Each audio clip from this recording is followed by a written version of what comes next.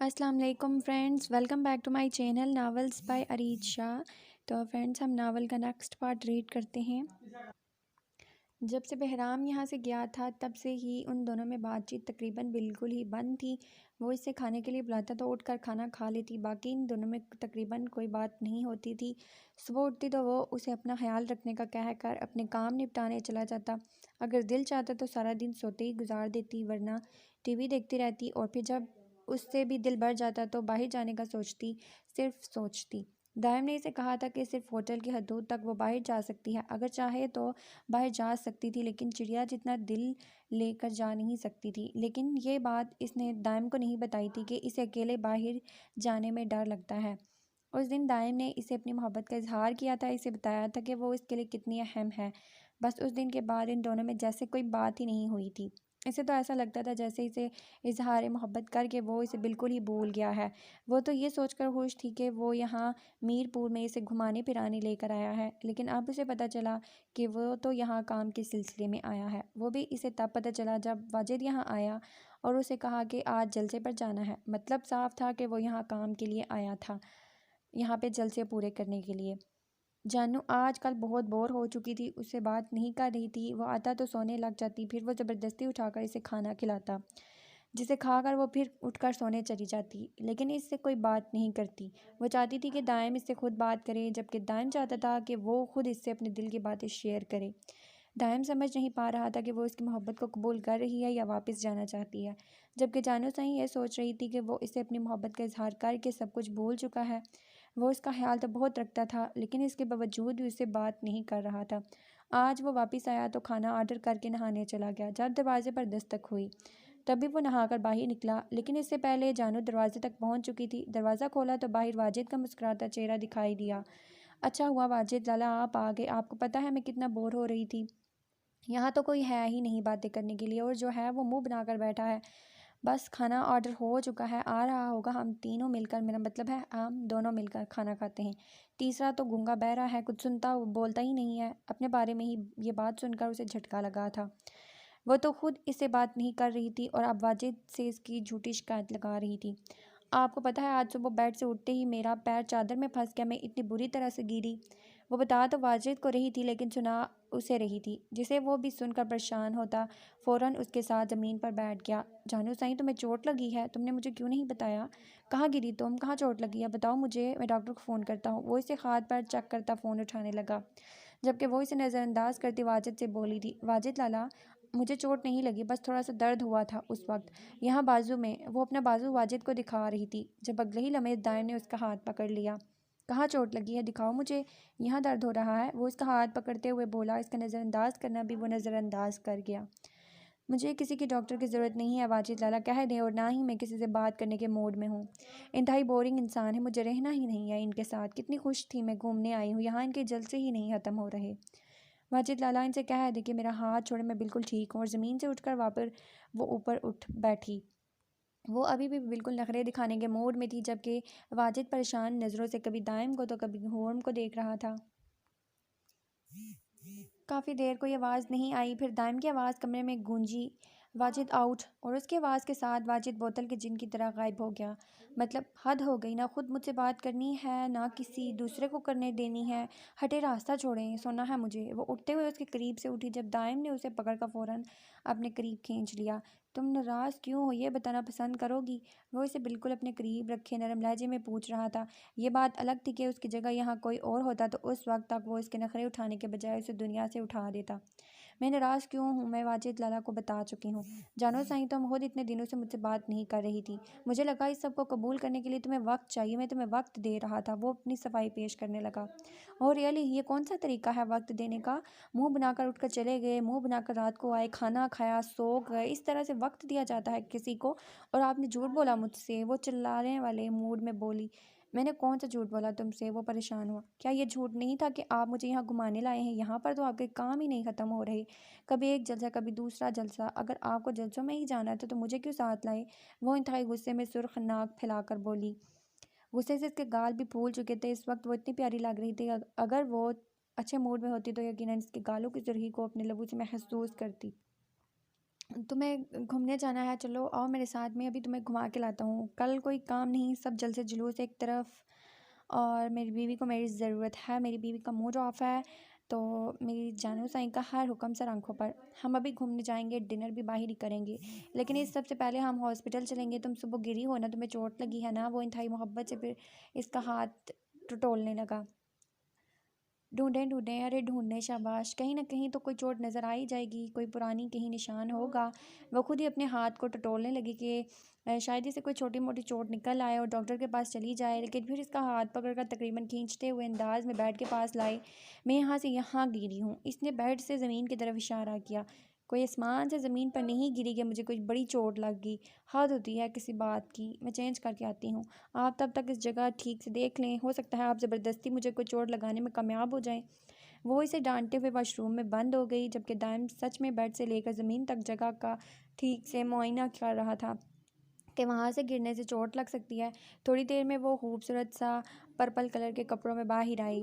میں نے دیکھا ہے جانو سائیں، یہاں سے چوٹ لگ سکتی ہے، تمہیں ڈاکٹر کی ضرورت ہے، جھٹکا لگا ہوگا اور جھٹکا بھی طبیعت کے لیے اچھا نہیں ہوتا، ہم پہلے ڈاکٹر کے پاس چلیں گے، تم نیچے آؤ، میں گاڑی سٹارٹ کرتا ہوں۔ وہ کہتا وہ نیچے چلا گیا، جبکہ جانو سائیں اس کی چوڑی پشت کو گھورتے ہوئے اس کے پیچھے بھاگتی ہوئی آئی تھی۔ وہ تیار ہو کر باہر آئی، اس کا بالکل ارادہ نہیں تھا، لیکن کل تائشہ کے بعد نے اس کے اندر تک کو ہلا کر رکھ دیا۔ اس کی ماں کیسے اس کے سامنے اپنے مرنے کی بات کر سکتی تھی؟ کیا وہ جانتی نہیں تھی کہ باپ کی جدائی کے بعد اس کے بچے کس حال میں ہیں؟ اگر اس کی شادی اس کے لیے اتنی ہی اہم تھی تو اسے شادی پر کوئی اعتراض نہیں تھا، اور ویسے بھی وہ لوگ صرف اسے دیکھنے آئے تھے، کون سا آج ہی رشتہ پکا کرنے والے تھے۔ اس لیے وہ تائشہ کی بات مانتے ہوئے چائے کی ٹرے لے کر باہر آئی، جب سامنے ہی شادی والے اس خوبصورت نوجوان کو بیٹھے دیکھا۔ یہ ہے میری بیٹے زمل، تائشہ نے محبت سے کہا جب اس عورت نے اسے اپنے پاس آنے کا اشارہ کیا۔ وہ خاموشی سے اس عورت کے پاس آ کر بیٹھ گئی۔ وہ لڑکا بڑی دلچسپ نظروں سے اسے دیکھ رہا تھا، جسے وہ اگنور کر کی۔ بہن، ہم تو شادی کی انگوٹھی پہنانے آئے ہیں، ہمیں آپ کی بیٹی ہر لحاظ سے پسند ہے۔ وہ عورت مسکراتے ہوئے اس کا ہاتھ تھام کر انگوٹھی پہنانے لگی، جبکہ ان کی اس حرکت پر زمل نے تائشہ کی طرف دیکھا اور پھر فریدہ بیگم کی طرف، جو ایسے ہاتھ میں انگوٹھی پہنانے کے لیے پہلی انگوٹھی اتار رہی تھی۔ بیٹا، یہ انگوٹھی تو اتر ہی نہیں رہی، فریدہ بیگم نے اس کی طرف دیکھتے ہوئے کہا۔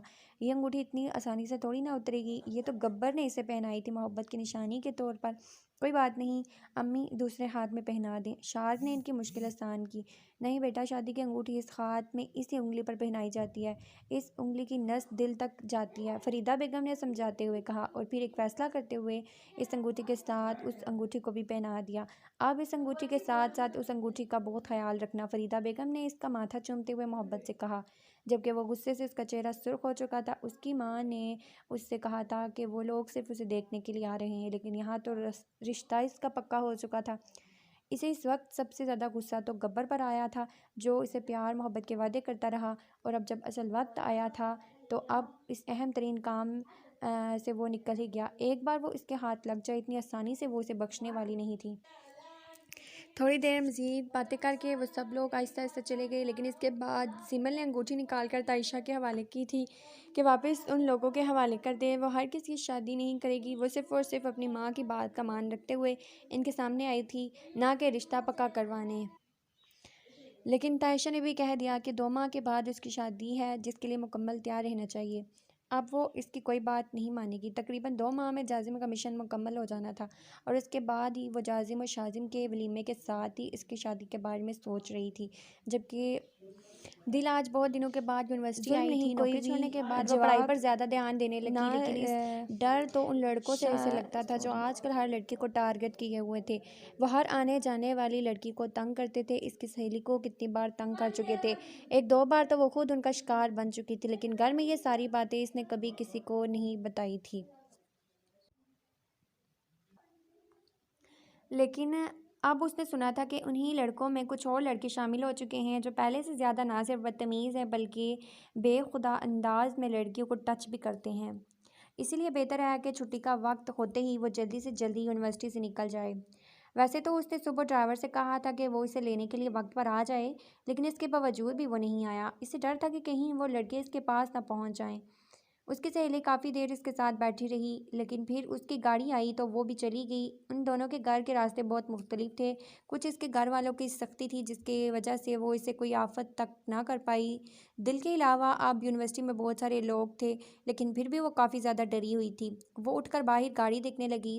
جب وہ لڑکوں کے آوارہ دودت یونیورسٹی میں داخل ہوئے اور اسے دیکھنے لگے، وہ فوراً اپنی کلاس کی طرف چلی گئی، لیکن یہاں آ کر اسے یہ لگا کہ وہ اس طرف آ کر غلطی کر چکی ہے، کیونکہ اس طرف کوئی بھی نہیں تھا۔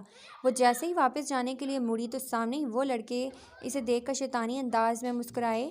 وہ خوفزدہ ہو کر مزید آگے بڑھنے لگی، لیکن وہ نہیں جانتی تھی کہ اس طرف جا کر وہ مزید غلطی کر رہی ہے۔ وہ لڑکے بھی اس کے پیچھے بھاگے، شاید ان کو نہیں پتہ تھا کہ اس طرف کوئی نہیں ہے۔ اس نے جیسے ہی اپنی کلاس میں قدم رکھا، پیچھے وہ لوگ بھی اس کی طرف آئے۔ کلاس میں کوئی بھی نہیں تھا۔ دل کو ان سے ڈر لگنے لگا۔ یہ تو وہ جانتی تھی کہ وہ اس کے ساتھ کوئی بھی خد سی گری ہوئی حرکت نہیں کریں گے، کیونکہ یہ یونی تھی۔ اس کا انجام وہ لوگ بھی جانتے تھے، لیکن یہاں آ کر وہ بری پھنس چکی تھی۔ وہ جلد سے جلد یہاں سے نکلنا چاہتی تھی، لیکن یقیناً وہ لوگ اسے چھوڑنے والے نہیں تھے۔ کہنے کو ان کا مقصد صرف اور صرف لڑکیوں کو تنگ کر کے تھوڑی دیر کا مزہ لینا تھا، لیکن اس کی وجہ سے وہ نہ جانے کتنے لڑکیوں کی زندگی برباد کر چکے تھے۔ ہائے ڈارلنگ، کیسی ہو؟ ہمیں ویلکم کر رہی ہو یہاں آ کر؟ تمہارا انداز اچھا ہے بلانے کا۔ انہی میں سے ایک لڑکا اس کی طرف بڑھتے ہوئے انتہائی گھٹیا انداز میں مسکراتا اس کے بالکل قریب آ چکا تھا۔ پلیز مجھے جانے دیں، دل نے منت کی، لیکن وہ اس کے اس انداز پر کہکا لگا گئے۔ پر جانے من، ہم تمہیں زیادہ تنگ نہیں کریں گے، بس تھوڑی دیر تک۔ وہ اس کے گال کو انگلیوں سے چھوتے ہوئے اپنا ہاتھ اس کے دوپٹے کی طرف بڑھانے لگا۔ تب ہی پین نے اچانک آ کر اسے باہر ڈرائیور آنے کی خبر دی، جبکہ پین کے آتے ہی وہ فوراً باہر کی طرف بھاگ گئی تھی۔ شٹ یار، چڑیا نکل گئی۔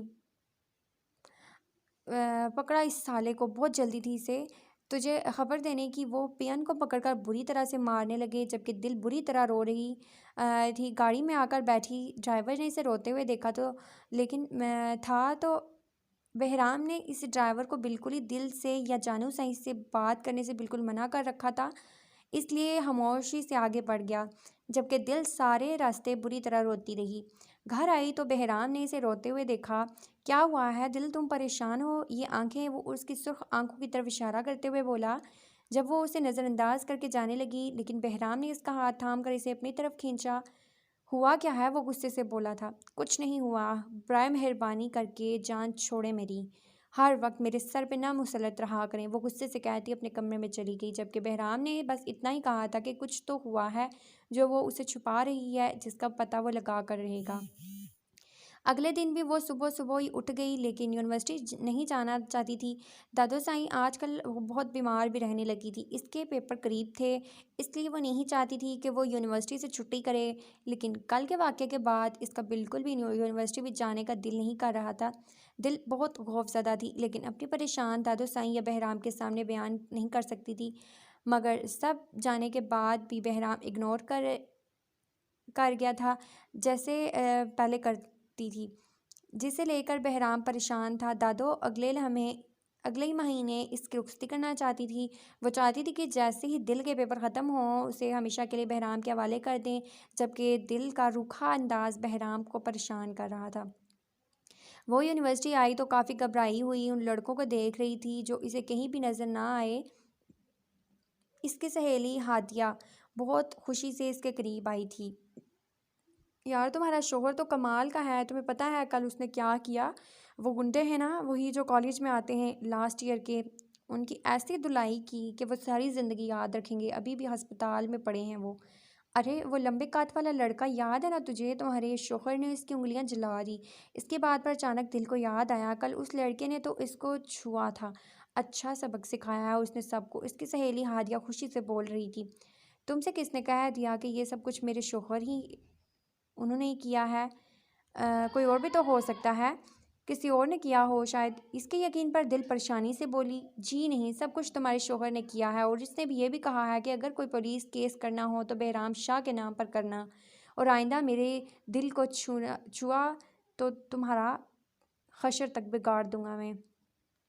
ویسے کمال کا ہے تمہارا شوہر، کتنے دھڑلے سے کہہ دیا کہ بہرام مقدم شاہ کے نام پر کیس کر دینا۔ لیکن دل سے دور رہنا۔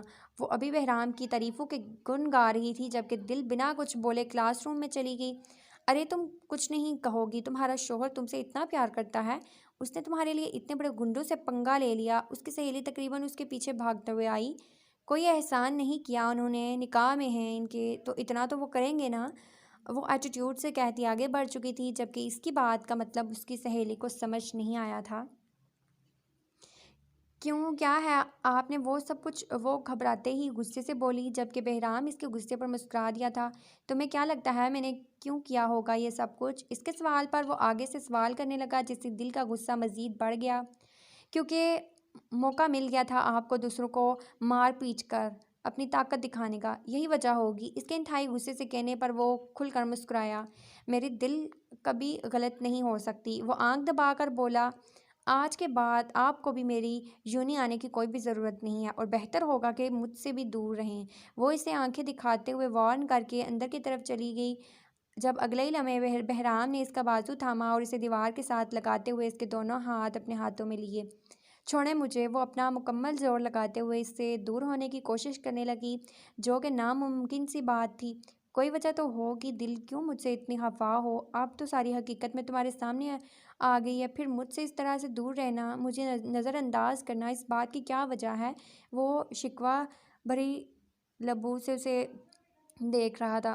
وجہ یہ ہے کہ آپ مجھے پسند نہیں ہیں، آپ راستہ چھوڑ دیں میرا، وہ انتہائی غصے سے کہتی اپنا آپ پھر سے چھڑانے کی کوشش کرنے لگی۔ مطلب تم یہ کہنا چاہتی ہو کہ پچھلے 15 سال سے تم میری نکاح میں ہو اور میں تمہیں پسند نہیں؟ اس کے اس طرح سے کہنے پر وہ مسکرایا تھا جیسے دل نے کوئی مذاق ہی اس کو سمجھ لیا ہو۔ جی یہی وجہ ہے کہ 15 سال آپ کے نکاح میں رہنے کے باوجود بھی مجھے آپ سے محبت نہیں ہوئی، میرے دل میں آپ کے لیے کوئی جذبات نہیں ہیں، آپ راستہ چھوڑ دیں میرا۔ اب آگے کیا سوچا ہے تم نے؟ وہ اس کے سوال کو نظر انداز کرتے ہوئے سوال کرنے لگا۔ کس بارے میں بات کر رہے ہیں آپ؟ وہ اس کے سوال کو پوچھنے لگی۔ ہمارے نکاح کے بارے میں، اس رشتے کے بارے میں، وہ بالکل سیریس انداز میں بولا۔ اس رشتے کے بارے میں کیا سوچنا ہے؟ میں آپ کے نکاح میں ہوں، 1 ماہ بعد ہماری رخصتی ہے، بس بات ختم۔ اس کا حتمی انداز بہرام کو مسکرانے پر مجبور کر گیا۔ اس کے دماغ میں آخر چل کیا رہا تھا؟ بس بات ختم، وہ مسکراتے ہوئے اس کے الفاظ دہرانے لگا۔ جی ہاں، وہ کہہ کر جانے لگی جب بہرام نے ایک بار پھر سے اسے بازو سے تھام کر اپنے قریب کھینچ لیا۔ مسز بہرام شاہ، اگر بات اتنی آسانی سے ختم ہوتی تو نکاح اور شادی جیسے بندھن میں بندھنے کی بھی ضرورت ہی نہیں پڑتی۔ اصل زندگی تو شادی کے بعد شروع ہوتی ہے جس میں بہت کچھ سمجھنا اور برداشت کرنا پڑتا ہے۔ اپنے دماغ سے یہ بات نکال دو کہ 1 مہینے کے بعد رخصتی کے بعد بات ختم ہو جائے گی۔ اصل بات تو رخصتی کے بعد شروع ہوگی جب تم میری دلہن بن کر میرے ساتھ جاؤ گی۔ وہ بے باک ہوا۔ آپ کی فضول باتیں ختم ہو چکی ہیں تو میں جا سکتی ہوں؟ وہ اپنے سرخ ہوتے کانوں گالوں کو ہاتھ لگاتے پوچھنے لگی جبکہ چہرہ اس کی باتوں سے تپنے لگا تھا۔ میں تو کب کا تمہیں چھوڑ چکا ہوں، شاید تم میری باتیں سننے کے لیے ہی رکی ہو۔ وہ دلکشی سے مسکراتا ہوا اسے دیکھنے لگا جسے وہ آزاد کیے ہوئے کب سے اسے باتوں میں لگائے ہوئے تھا جبکہ اپنا آپ اس کے حساب میں نہ محسوس کرتے ہوئے وہ اگلے ہی لمحے وہاں سے جانے لگی۔ وہ تو کب سے اس کے قریب اس لیے کھڑی تھی کیونکہ اسے لگ رہا تھا کہ بہرام نے اسے پکڑا ہوا ہے، جیسے اسے قید کیا ہوا ہے۔ ہاں قید ہی تو کیا ہوا تھا، لیکن اپنی باہوں میں نہیں بلکہ اپنی محبت میں جسے وہ قبول نہیں کرنا چاہتی تھی۔ اپنے کمرے کے دروازے پر اس نے پلٹ کر دیکھا، وہ وہیں کھڑا اسے مسکراتے ہوئے دیکھ رہا تھا جبکہ اس کا مسکراتا چہرہ دیکھتے ہوئے وہ پیر پٹکتی یوں ہی کرتی اندر چلی گئی جبکہ اس کے بچکانہ انداز پر بہرام کہکا لگاتے ہوئے دادو سائیں کے کمرے کی طرف گیا۔ وہ واپس آ چکی تھی اور صبح سے ہی گبر کو ہر اس جگہ ڈھونڈ رہی تھی جہاں وہ اس سے پہلے مل چکا تھا۔ وہ سب سے پہلے اس بلڈنگ میں گئی جہاں وہ رہتا تھا اور اس کے بعد جہاں جہاں اسے لگا کہ اسے مل سکتا ہے وہاں وہاں گئی، لیکن گبر کی کسی کو بھی اس کی کوئی بھی خبر نہیں تھی۔ اسے یہاں 2 دن گزر چکے تھے، وہ اپنا کام کرنے کے بجائے مسلسل گبر کو ڈھونڈ رہی تھی۔ آج کل اس کی تلاش شارک نہیں بلکہ ایک گبر ہو چکا تھا۔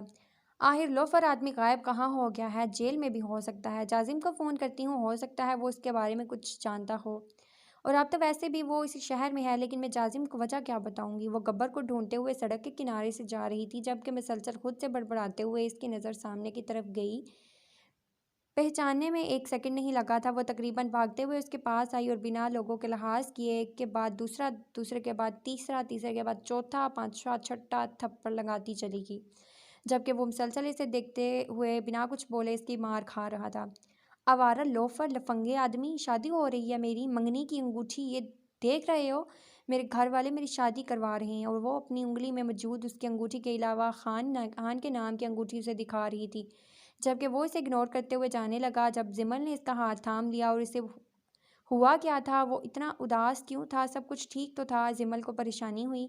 कहाँ जा रहे हो तुम? बात कर रही हूँ ना मैं। तुम उदास क्यों हो ऐसे? सब कुछ ठीक तो है। क्या हुआ है तुम्हें? वो परेशानी से पूछने लगी, जबकि वो इसे इग्नोर करता आगे की तरफ जाने लगा। ओह हेलो, तुम मुझे इग्नोर क्यों कर रहे हो? आखिर चाहते क्या हो तुम? वो इंतहाई गुस्से से बोली। जब गब्बर इसकी तरफ देखकर इसकी नज़रों में नज़रें डालकर बोला, तो जानना चाहती है ना? मैं चाहता हूँ कि तू इस आदमी से शादी कर ले जिसका रिश्ता तेरे लिए आया है, क्योंकि मेरे जैसी सड़क छाप गुंडे के साथ तेरा कोई जोड़ नहीं। हफ्ते के 7 दिन तो जेल में मैं गुजारता हूँ, मैं तुझे कहाँ लेकर फिरता रहूँगा? क्या बकवास कर रहे हो तुम? मैं तुम्हारे लिए अपने घर वालों से लड़ रही हूँ और तुम? हाँ, मैं भी नहीं चाहता कि तुम मेरे लिए किसी से भी लड़े। शार खान, इसके बारे में जानना ख्वाब है ना तेरा? पिछले कितने ही सालों से तो इसके पीछे भाग रही है, तो अब वो तुझे मिल सकता है। वो शख्स जिसके साथ तेरी मंगनी हुई है, वो शार्क को जानता होगा। बसंती, तेरा भाई जानता होगा मेरा तेरा कोई मुस्तकबिल नहीं है, और जिसका कोई मुस्तकबिल ही नहीं उसको खाल में छोड़ देना चाहिए। चुट्टा घटिया इंसान, मुझे पहले ही समझ जाना चाहिए था कि तुमसे मेरे साथ टाइम पास कर रहे हो। तुम्हारे जैसा घटिया इंसान किसी से मोहब्बत कर ही नहीं सकता, लेकिन तुमने अपनी झूठी मोहब्बत का ड्रामा मेरे साथ किया। तुम्हें तुम मेरी ज़िंदगी में आकर मुझे छोड़ दोगे, मुझे जिमल जुनेद खान को? अरे तुम क्या मुझे छोड़ोगे? सड़क छाप गब्बर, मैं तुम्हें खुद छोड़ रही हूँ। तुम्हारे जैसे घटिया शख्स से शादी करने से बेहतर है कि मैं उस खान से शादी कर लूँ, और अब मैं ऐसा ही करूँगी। लेकिन ये मत सोचना कि मैं तुम्हें छोड़ दूँगी। तुम्हारे साथ तो मैं वो करूँगी जो तुम जैसे आवारा के साथ किया जाता है। वो गुस्से से आंखें दिखाते हुए उसे बोलती पलट गई। इसके सामने रोने का कोई फ़ायदा नहीं था, और ना ही वो उस शख्स के सामने रोना चाहती थी। इसकी नज़रों में हान का चेहरा लहराया था। बड़ी बड़ी स्याह चलाक आंखें, नरम सा लहजा, खुद पर पर्सनालिटी। वो हर लिहाज से गब्बर से बेहतर था, लेकिन वो अपने दिल का क्या करती जिसे ये इंतहाई गंदा ओवर रिएक्टर सड़क का गुंडा पसंद था। अगर वो किसी और के सामने दोनों का मुकाबला करते तो शायद वो कोई और हंस हंस के पागल भी हो जाता। इसने एक नज़र मुड़ के देखा। गब्बर अब भी वहीं खड़ा इसे दूर जाता देख रहा था। मैं तुझे कभी भी माफ़ नहीं करूँगी गब्बर, और तुम्हारे सामने हान से शादी करके दिखाऊंगी तुम्हें। बहुत शौक है ना तुम्हें मेरा मुस्तकबिल बनाने की? अब मेरा मुस्तकबिल बनते हुए तुम खुद अपनी आंखों से देखोगे। वो गुस्से से घूरते हुए बोली, और इससे निगाहें फेर कर आगे की तरफ जाने लगी। थोड़े से फासले पर रुक कर उसे देखा, उल्टे कदमों वापस आई और एक और ज़ोरदार थप्पड़ इसके मुंह पर मारा। तुम इसके लायक हो, वो इससे कहती फिर पलट कर वहाँ से चली गई, जबकि गब्बर की नज़रों ने दूर तक इसका पीछा किया था। इसने हॉस्टल पहुंचते ही सबसे पहले अपने फ़ोन से तायशा को फ़ोन किया था और कहा था कि आपको जहां मेरी शादी करनी है, मैं करने के लिए तैयार हूं। अब मैं वही करूंगी जो आप मुझसे कहेंगी। वो कहकर फ़ोन बंद कर चुकी थी, जबकि दूसरी तरफ तायशा को हैरत का झटका लगा था, लेकिन वो इसकी इस बात से बहुत खुश थी। आखिर इसकी बेटी इसकी बात मान चुकी थी। एक माँ के लिए इससे ज़्यादा खुशी की और कोई भी बात नहीं थी कि इसकी बेटी शादी के लिए मान गई। इसने फ़ौरन जाजिम को फ़ोन करके ये खुशखबरी सुनाई। एक माँ के लिए ये खुशी की बात थी, और अपनी बहन की तरफ से ग्रीन सिंगल मिलते ही इसने शार को फ़ोन किया था। यकीनन ये बात उसके लिए भी बहुत बड़ी खुशखबरी होगी, जिसकी सिर्फ तस्वीर देखकर वो अगले दिन इसकी शादी पर जा पहुंचा था, जबकि इसके पास बिल्कुल भी टाइम नहीं था। अब तो ये खबर सुनकर बेहोश हो जाएगा। दुनिया की नज़रों में वो सीरीज़ किस्म का इंसान था, लेकिन जाजिम कुछ ही दिन में समझ चुका था कि वो शक्ल से जितना खूबसूरत है, इसका दिल उससे भी ज़्यादा खूबसूरत है। वो काम के वक्त काम, जबकि वाकई वक्त सब के साथ बहुत अच्छा रिलेशनशिप रखता था। बड़े से लेकर छोटे से छोटे ऑफिसर तक वो सबकी ना सिर्फ इज़्ज़त करता था, बल्कि बहुत मोहब्बत से बात करता था। जाजिम को तो ये पहली मुलाकात में ही बिल्कुल परफेक्ट का इंसान लगा था, और जब वो इसकी बहन के लिए रिश्ता लेकर गया, उसने दिल से दुआ मांगी थी कि इसकी बहन इस रिश्ते के लिए हाँ कर दे। और अब जब वो हाँ कर चुकी थी तो जाजिम की खुशी की कोई इंतहा नहीं थी। लेकिन न जाने क्यों शार्क इसका फ़ोन नहीं उठा रहा था। फिर अपने सर पे हाथ मारता फ़ोन टेबल पर फेंक दिया। मेरा भी दिमाग ख़राब है, इस वक्त वो बहुत बिज़ी होगा, मैं उससे बाद में फ़ोन करूँगा। اس کا فون کب سے بج رہا تھا جبکہ وہ گہری نیند میں سو رہا تھا۔ جب وانی نے آ کر اس کے منہ پر اپنے ٹھنڈے ٹھنڈے ہاتھ رکھے، وہ ایک جھٹکے سے اٹھ کر کھڑا ہو گیا۔ یقیناً وہ ہاتھ برف سے نکال کر لائی تھی۔ دوست، آپ کا فون بج رہا ہے۔ اسے اٹھتے دیکھ کر وہ فوراً بولی، جبکہ اس کے ٹھنڈے ہاتھ محسوس کر کر وہ پریشان ہو گیا۔ وانی، آپ کے ہاتھ اتنے ٹھنڈے کیوں ہیں؟ اسے لگا تھا کہ وہ شاید بیمار ہے، اس لیے اس کے ننھے ہاتھ تھام کر فکر مندی سے پوچھنے لگا۔ میں نیچے سے برف کھا کر آئی ہوں، اس لیے فوراً اپنا کارنامہ سنایا۔ وانی بیٹا، ایسے برف نہیں کھاتے، گلا خراب ہو جاتا ہے۔ آپ کی ماما نے آپ کو منع نہیں کیا؟ اسے نشال کی لاپرواہی پر غصہ آیا۔ نہیں ہوتا، ماما خود کھاتی ہیں ٹھنڈی ٹھنڈی برف، اتنے مزے کی ہوتی ہے، آپ نے کبھی نہیں کھائی، اتنا مزہ آتا ہے، ہاتھ ٹھنڈے ہو جاتے ہیں ایک دم برف کے جیسے۔ وہ اپنے ہاتھ دوبارہ اس کے گالوں پر رکھتے ہوئے معصوم انداز میں بولی، جہاں اسے مسکرانے پر وہ اسے مجبور کر دیا، وہیں نشال کے راز کھلنے پر وہ کھل کر ہنسا۔ بری عادت ہے آپ کی ماما کو، آپ کی ماما نے آپ کو بھی ڈالی ہوئی ہے، کلاس لینی ہوگی ان کی، آپ کی ماما کو بہت مشکل ہے نا سدھارنا۔ وہ مسکراتے ہوئے اسے بتا کر فون اٹھانے لگا۔ لیکن دوست، وانی نے معصومیت سے کچھ کہنے کی کوشش کی جب یاسم نے اسے ٹوک دیا۔ میں نے آپ سے کیا کہا تھا آپ سے، آپ مجھے دوست نہیں بلکہ بابا سائیں کہہ کر بلائیں گی؟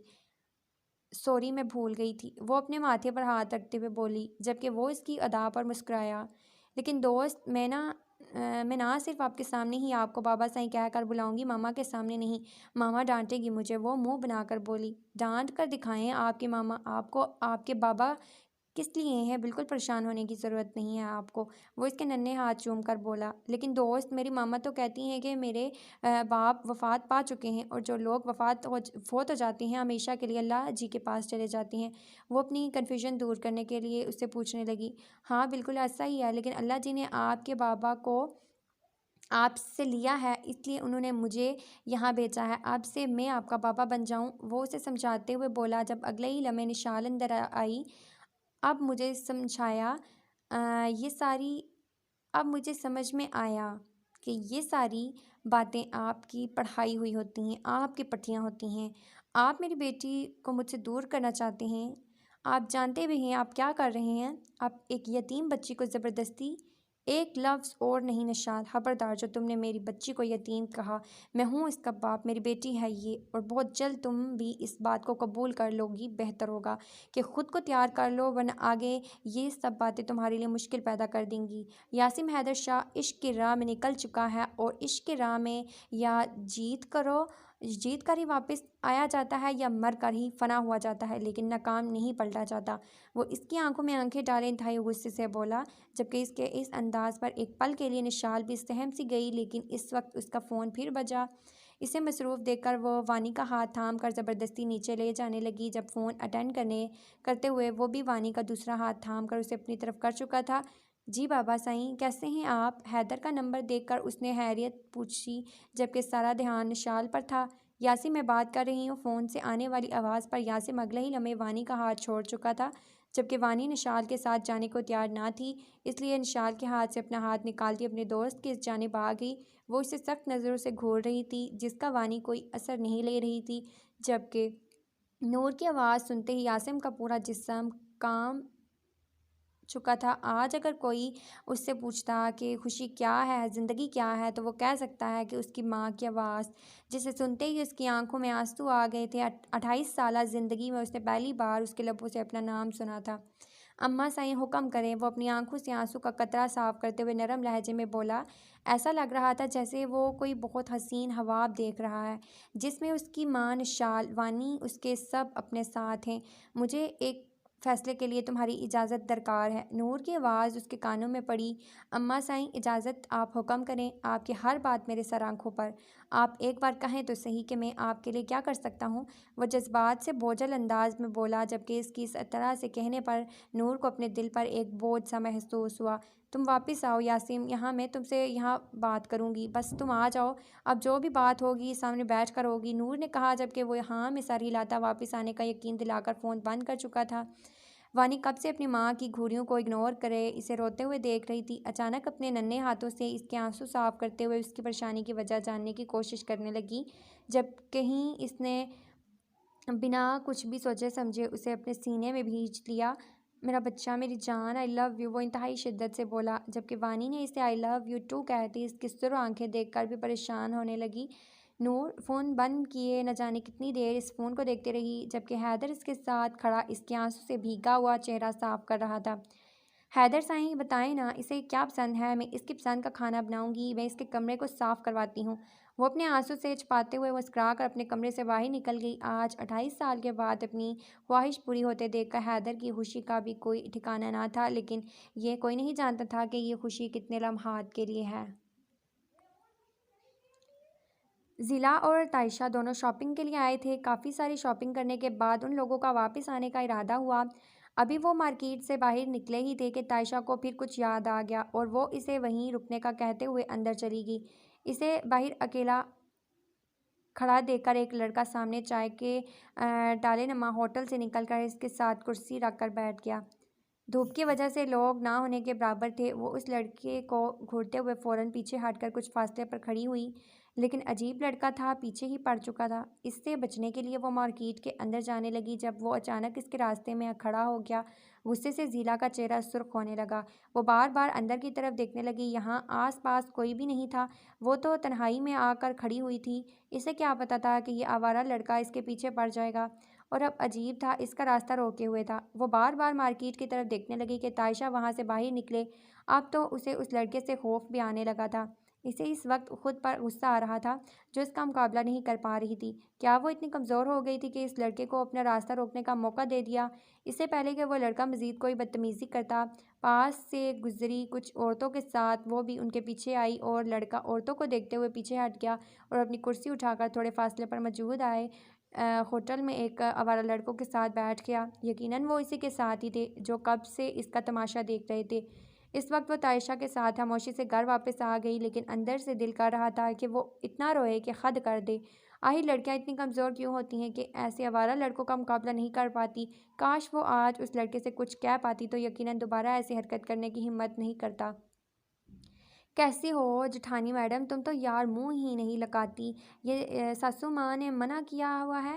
وہ ذرا شرارتی انداز میں بولی تو ضلع مسکرائی۔ نہیں، مجھے کسی نے نہیں منع کیا ہوا، اور تمہیں کس نے کہا ہے کہ میں تم سے بات نہیں کرتی، تو میں منہ نہیں لگاتی؟ تم خود ہی کمرے سے باہر نہیں نکلتی، تو آج شازم غلطی سے آفس چلا گیا تو تمہیں بھی باہر نکلنے کی توفیق ہوئی۔ ضلع نے لطیف سا طنز کیا تو وہ شرمائی۔ ہاں یار، اب تجھے کیا بتاؤں، کہاں پھنس گئی ہوں میں۔ تمہارا دیور نا بڑی توپ چیز ہے، اللہ اللہ کر کے آج سے آفس روانہ کیا ہے، ابھی 1 گھنٹے میں واپس ٹپکتا ہوگا، دیکھنا تم۔ خیر اسے چھوڑو، تم بتاؤ اتنی پریشان کیوں لگ رہی ہو؟ کوئی مسئلہ کیا ہے؟ کیا لگتا ہے پارلر والے نہیں گئے نا؟ نہیں، نویلی دلہن کو اس سے بڑا اور کوئی غم بھی ہو نہیں سکتا۔ میں جانتی ہوں ساسو ماں نے ظلم کی انتہا کرتے ہوئے تمہیں پارلر میں قدم نہیں رکھنے دیا ہوگا، کہا ہوگا میرے بیٹے کی تنخواہ کو فضول خرچی میں مت لگاؤ، یہی کہنا ہے نا؟ وہ اسے زبردستی ہاں کہنے پر مجبور کر رہی تھی۔ ایسا کچھ نہیں ہوا یار، ساسو ماں اتنی بھی بری نہیں ہے، اور اپنے بیٹے کو وہ میرے حوالے کر چکے ہیں، تو اس کا بٹوا بھی میرا ہی ہے۔ مسئلہ بس یہ ہے کہ آج شاپنگ مال کے باہر ایک آوارہ لڑکے مجھے بہت بری طرح سے تنگ کر رہا تھا، اور یقین کرو میں اسے کچھ بھی نہیں کہہ پائی، کچھ بھی نہیں یار۔ مجھے سمجھ میں نہیں آتا کہ ہم لڑکیاں ایسے لوگوں کے خلاف کچھ بول کیوں نہیں پاتی۔ تمہیں پتہ ہے مجھے اس سے اتنا خوف آ رہا تھا کہ میں بیان نہیں کر سکتی۔ نہ چاہتے ہوئے بھی ضلع کی آنکھیں نم ہونے لگی جب تائشہ کو کچن سے نکلتے دیکھ کر فوراً آنکھیں صاف کی۔ ساسو ماں، آپ نے مجھے تو آفر ہی نہیں کی شاپنگ پر چلنے کی، میں نے بھی تو چیزیں لینی تھی، یہ کیا بات ہوئی؟ ایک تو بہو کو اٹھا کر لے گئی، وہ بھی بہت جو بھتیجی بھی ہے۔ ہاں جی، فرق تو ہوگا ہی نا، آخر وہ آپ کی بھتیجی جو ہے۔ نا بیٹا، صبح اس کے انکار پر تمہیں کہنے کمرے میں آئی تھی جب تم نے کہا کہ تمہیں کسی اور چیز کی ضرورت نہیں ہے، اور ایسی دھوپ میں باہر نکل کر اپنا نیا نویلا دلہا پن خراب نہیں کر سکتی۔ تائشہ نے صبح کی ایک ایک بات اسے یاد دلائی تو وہ زبان دانتوں کے نیچے لے آئی۔ ہاں تو وہ تو صبح کے دھوپ کے لیے کہا تھا، اب تو چل سکتی تھی میں۔ میرے ساتھ چلیں، مجھے شاپنگ پر جانا ہے، بلکہ آپ رہنے دیجیے، آپ اتنے مزے کی بریانی بنا رہی ہیں، اسے بنائیے آپ۔ اور ضلع تب تک آتی ہے، وہ جلدی سے کمرے سے اپنی چادر لیتے ہوئے زبردستی ضلع کا ہاتھ تھام کر اسے اپنے ساتھ لے آئی۔ تم کیا کرنے والی ہو؟ ضلع نے گھبرا کر پوچھا، اور شاپنگ کے لیے تو ہرگز نہیں آئی تھی وہ۔ یہ بات تو وہ اچھے سے جانتی تھی۔ دیکھو، زندگی میں افسوس نام کی چیز نہیں ہونی چاہیے۔ تمہیں افسوس ہے نا کہ تم صبح اس لڑکے کو کچھ نہیں کہہ پائی، پر اب وہ لڑکا شاید صبح سے نہ جانے کتنی عورتوں اور لڑکیوں کو تنگ کر چکا ہوگا، ان کی عمر کا لحاظ کیے بغیر۔ میری پیاری جٹھانی صاحبہ، چلو میرے ساتھ، ہم اس لڑکے کو مزہ چکھانے جا رہے ہیں۔ یقین کرو، آج کے بعد نہ وہ لڑکا کبھی کسی لڑکی کو تنگ کرے گا، اور نہ ہی تمہیں کوئی افسوس بھی کرنا پڑے گا۔ میں نہیں چل رہی، واپس چلو یار، کیوں بیکار میں پنگا لے رہی ہو؟ وہ اس کا ہاتھ تھام کر اسے واپس پیچھے کے لیے بھیجنے لگی۔ بہادر بنو ضلع، کوئی عام لڑکی نہیں ہو، انسپکٹر جازم جنید خان کی بیوی ہو، اور مجھے دیکھو، شازم جنید خان ایک آفس والے کی بیوی ہو کر تم سے زیادہ ہمت ہے مجھ میں۔ وہ اسے گھورتے ہوئے بولی، لیکن مجھے پتا ہے یہ ہمت شازم جنید خان کی بیوی بننے کے بعد نہیں ملی۔ تمہیں یہ ہمت جازم جنید خان کی بیوی بننے کے بعد نہیں بلکہ پہلے سے ہے۔ تمہیں یہ ہمت جازم جنید خان کی بیوی بننے سے پہلے بھی اتنی ہمت نہیں تھی، اور نہ ہی اب ہے۔ میں تمہیں کہہ رہی ہوں مسز شازم جنید خان، ایک بار جو فیصلہ کر لے وہ پتھر پر لکیر ہوتا ہے۔ اب شرافت سے میرے ساتھ چلو، ورنہ میں اکیلی چلے جاؤں گی، وہ وارن کرتے ہوئے بولی، اور یہاں سے ضلع اکیلے گھر نہیں جا سکتی تھی۔ اب یہ نہیں تھا کہ اسے گھر جانے میں ڈر لگتا تھا، مسئلہ یہ تھا کہ تائشہ اس سے وجہ پوچھے گی، اور اس کے پاس کوئی وجہ نہیں تھی۔ تھوڑی دیر میں وہ دونوں مارکیٹ پہنچ چکی تھی، جہاں تھوڑے ہی فاصلے پر وہ لڑکے اب بھی کرسیاں لگائے ہر آنے جانے والے کو ٹارگٹ بنا رہے تھے۔ زرش نے اس کا ہاتھ چھوڑا اور مسکراتے ہوئے آگے بڑھی اور ان کے پاس آ کر رکی۔ اس خوبصورت لڑکی کو اپنی طرف آتے دیکھ کر لڑکا مسکرایا اور اسے تنگ کرنے کے بارے میں سوچنے لگا، جبکہ باقی لڑکے وہیں ٹیبل کے آگے پیچھے بیٹھے ہوئے تھے۔ دوپہر اس جگہ دھوپ ہونے کی وجہ سے یہاں کوئی نہیں تھا، لیکن اس وقت اس کے علاوہ باقی تمام ٹیبلز پر بھی بہت سارے لوگ بیٹھے ہوئے تھے۔ زرش نے ایک نظر سارے مردوں کو دیکھا، شاید یہ تھا ہی آوارہ لڑکوں کا ہوٹل، اور پھر اگلے ہی لمحے اس لڑکے کو گردن سے پکڑا اور ٹیبل پر لگا دیا، اور اس کی حرکت پر پاس کھڑے تمام لڑکے اٹھ کر کھڑے ہو گئے۔ زرش ہاتھ اٹھا کر ذرا سا مسکرائی۔ لڑکے نے اٹھنے کی کوشش کی اور اگلے ہی لمحے اس نے ایک زوردار تھپڑ اس کے منہ پر مار دیا۔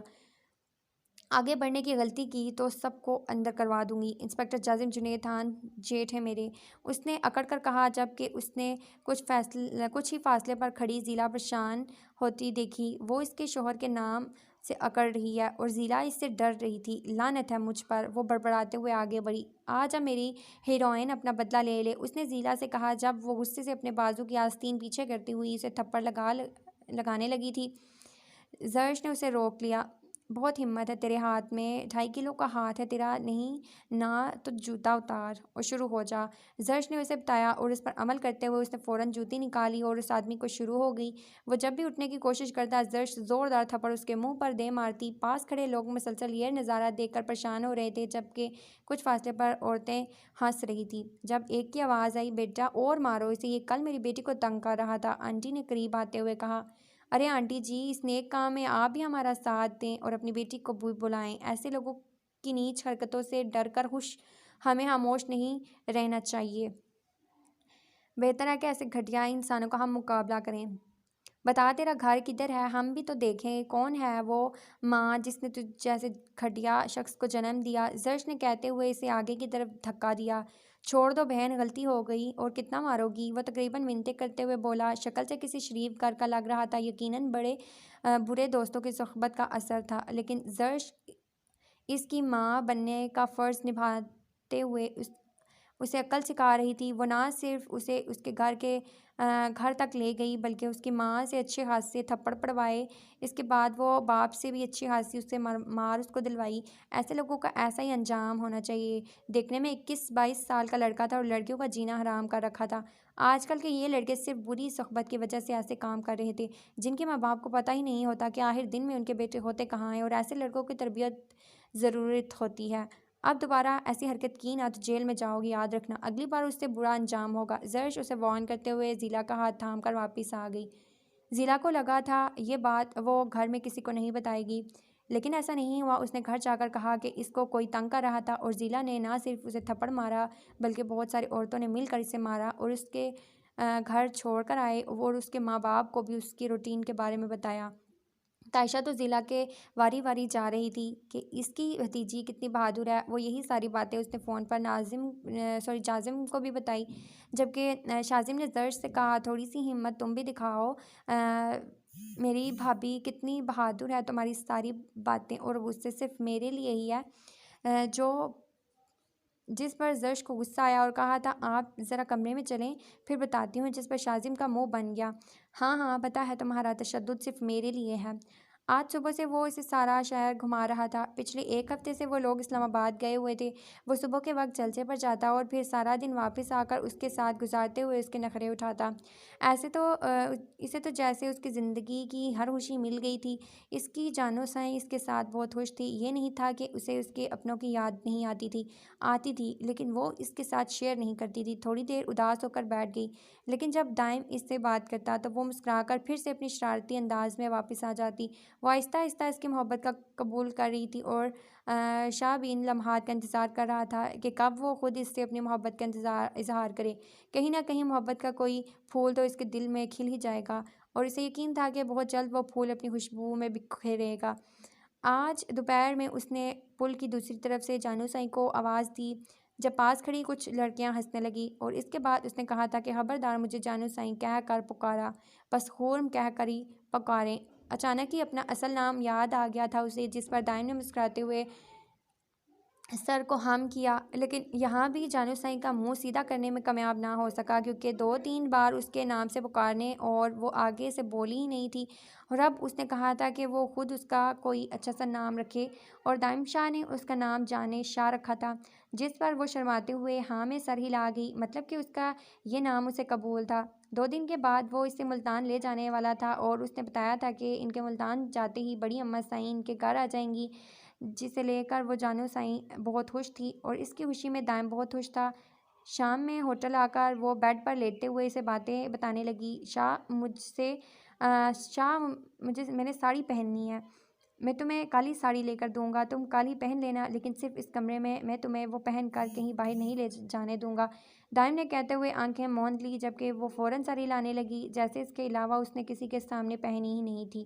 شاہ مجھے ہیل والی سینڈل بھی لے کے دیجیے گا، جنہیں میں پہن کر 5 فٹ سے 6 یا 7 فٹ کی ہو جاؤں۔ اس نے فوراً ایک اور فرمائش کی، ٹھیک ہے ڈھونڈنے پڑیں گے، لیکن کچھ نہ کچھ کر ہی لیں گے، اس نے کہتے ہوئے آنکھیں موند لی۔ وہ ابھی تک جاگتے ہوئے کوئی نئی بات سوچ رہی تھی۔ دائم کو پتہ تھا کہ وہ اتنی جلدی تو ہرگز نہیں سوئے گی۔